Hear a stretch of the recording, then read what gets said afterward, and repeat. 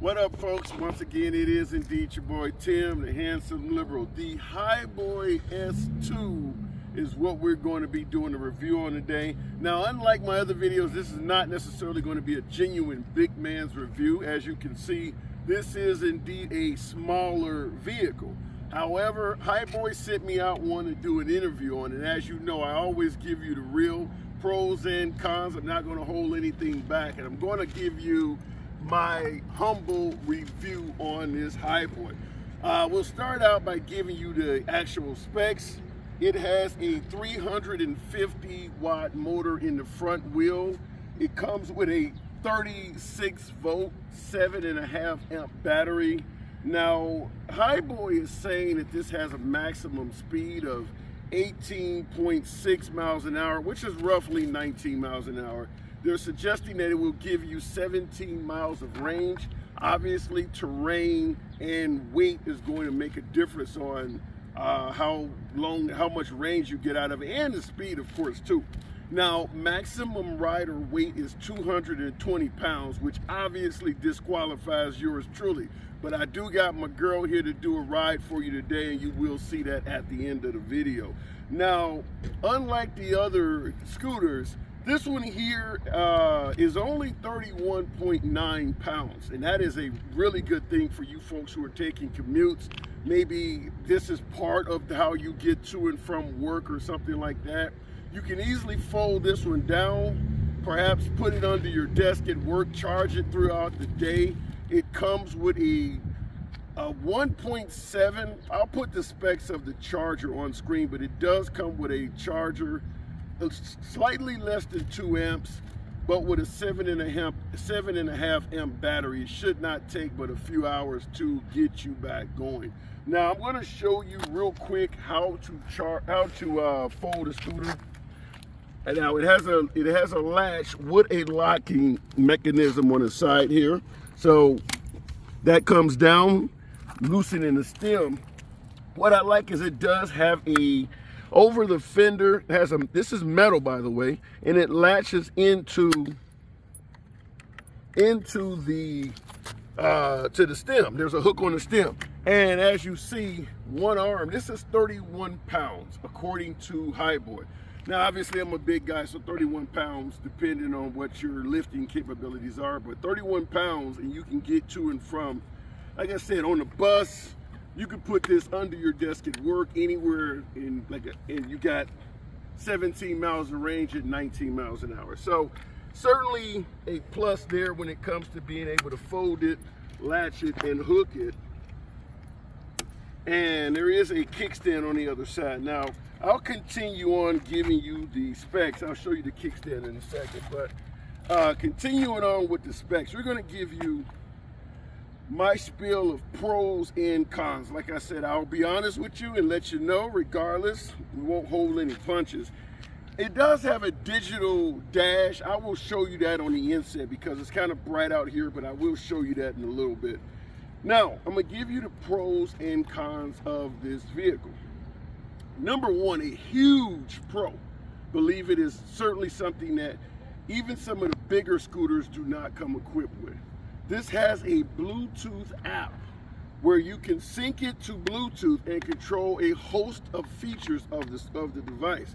Number one, the riding modes. 2 different speeds, you can control that through an app. You have speed control, you can control that through the app. You can turn on and off the lights, and we will talk about the headlight and tail light and side lights that come with the device. Last but not least, something I haven't seen on scooters that cost 3-4 times the price. You can electronically lock this scooter through an app. Now, the way the electronic lock works, the motor, you can actually use the electric, basically the battery. You can power the motor in such a way that the scooter will not move. So the front wheel is dead solid. So if anyone were to take the scooter, they essentially would have to put a new motor in the front wheel to get it to go, or find a way to negotiate the lock that's on it. So I really think that's a huge plus. But unfortunately, because it's 31 pounds, even if you lock it so they can't ride it, it's light enough to carry it away. So still always lock your scooters. Another pro is this does have a seat option. If you bring the camera here real close, even though it doesn't come with a seat, there is a seat option. The seat would go in there and mount. So for you folks like yours truly that like to ride scooters seated, this does have the option of adding a seat to it. It comes with solid tires, so there's no air in the tires, but there is rear suspension. And I can tell you, even though this scooter is not rated for my weight, I have ridden it. I got up to 14 miles an hour, so I didn't quite reach the 19 miles an hour they were suggesting, but I was able to ride it with a 350 watt motor, and I rode it, you know, about a half mile. So yeah, in my humble opinion, the ride for what amounts to be an entry-level scooter is a very soft ride, even with solid tires. I don't think you'll be disappointed on the ride. So in addition to the pros, I'm going to give you the cons on this scooter. Now, these are the negatives. I'm being straightforward with you, but these are the negatives. First of all, it has a narrow base. Now, I wear a size 14, and obviously I'm too big for the rating on this scooter, but it is rated to riders up to 220 pounds. So even if you have a size 10 or 11, that is not a big base to put your feet. These are size 14s, as I put it, as I stated, but even if you were a size 11, that's not a real big base to ride.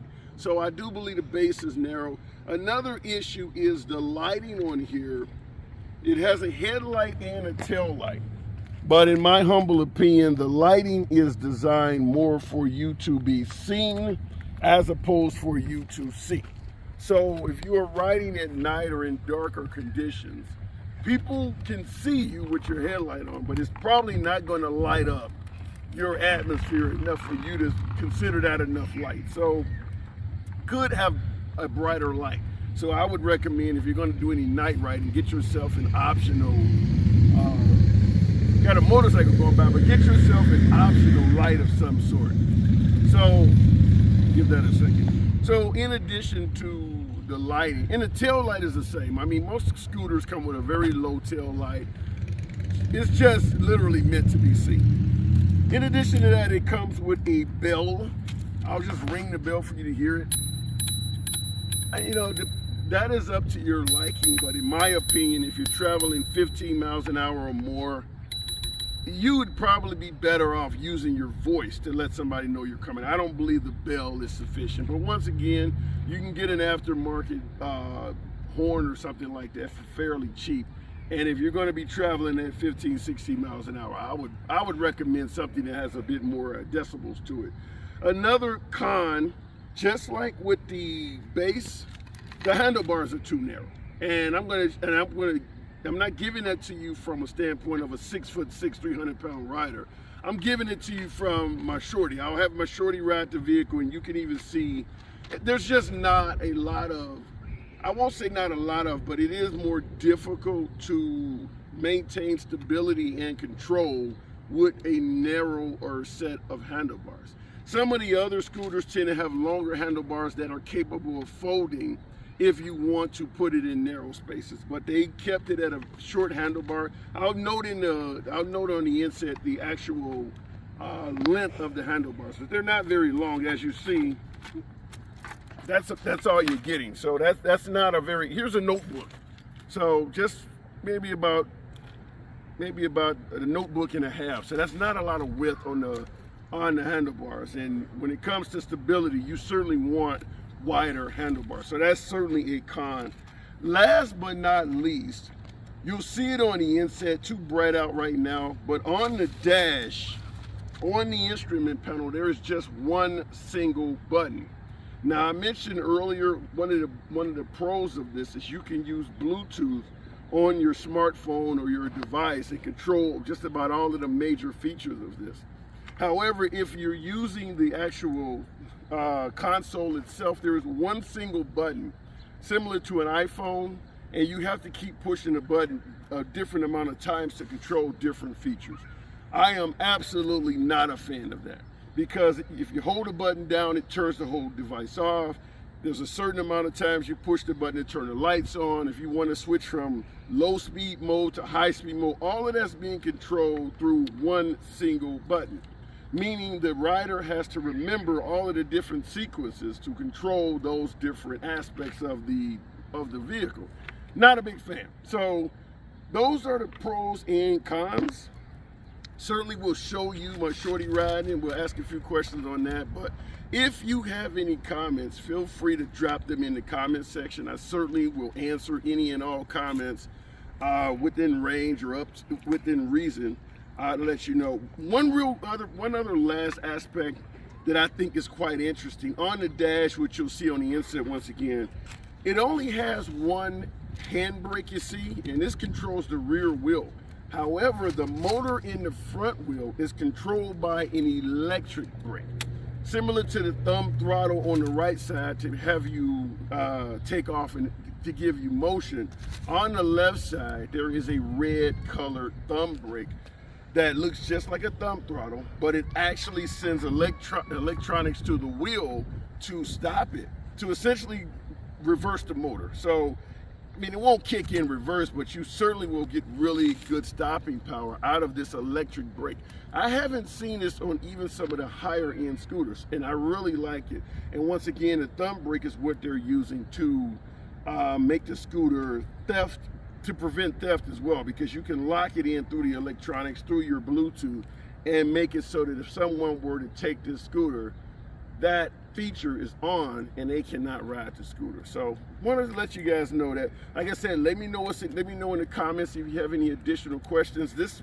I've seen this scooter going from around $300 to anywhere between $300 and $500. There is a pro version as well, but there's a host of sellers that carry it. So it's a popular scooter. All in all, for the price, I think it's a good product. I really do believe it's a good product for smaller riders. It's not a big man's or not a big individual's scooter. 220-pound max weight, but like I said, the narrow handlebars and narrow base. Females, smaller men, smaller riders. Let me know in the comments. Catch you in the next video. All right, here's my shorty Jillian. Gonna take it for a quick ride. This is a scoot start scooter, so you can't just hit the throttle. You got to first kick it and then have the throttle going, so it kick starts. Go ahead and give it a whirl, Joe. Okay. Now she does have it at the higher setting. I think she can probably get the full 18, 19 miles per hour out of it. I'm just gonna have her just ride around real quick.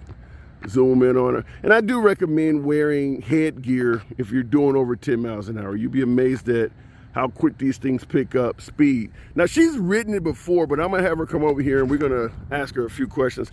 First question is the comfort of the ride. I mean, how does it feel? It's a little bit narrow down there, and the bars are kind of, like, I like them to be separated so you have more control. When you say the bar is separated, what do you mean? Like, I need it to be wider. You want wider handlebars. Yeah, and that's kind of what I talked about in the video. So how do you like the actual brakes? How do they feel? They nice and tight? They're very tight. Okay. Very, like, jerky almost. If you're going very fast and you stop, you might flip. Okay. Now, in regards to the brakes, folks, understand this. It does have a cable brake on the rear, so you can tighten and loosen that to your liking. So we're really riding it stock how it came out of the box. So other than that, what do you think about the weight of it? You think it's something you could carry around and pick up? It's light. You can tell by riding it's very smooth and light. Okay, and 31 pounds, and you know, now she would be more of an average rider, you know, well under 200 pounds. So, but otherwise, what about the speed? You think it's got a decent amount of get up?